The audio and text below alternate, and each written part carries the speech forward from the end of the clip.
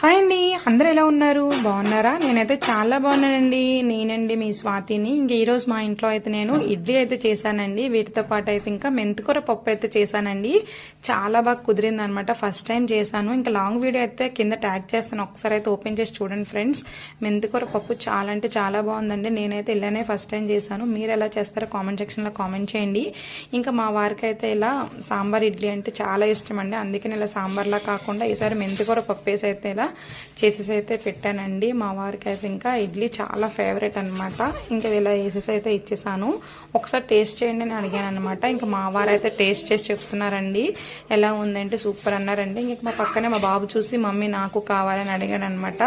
ఇంకా వాళ్ళ డాడీ దానా అనేసి వెళ్ళి ఇంకా స్పూన్స్ అయితే తినిపిస్తున్నారు. ఇంకా తిన్నాక బాబు ఎలా ఉంది నాన్న టేస్ట్ అంటే మా బాబు కూడా సూపర్ ఉంది అన్నాడండి. ఫైనలీ ఈరోజు అయితే మా ఇంట్లో స్పెషల్ ఇడ్లీ మెంతికూర పప్పు అండి. వీడియో నచ్చితే లైక్, షేర్, సబ్స్క్రైబ్.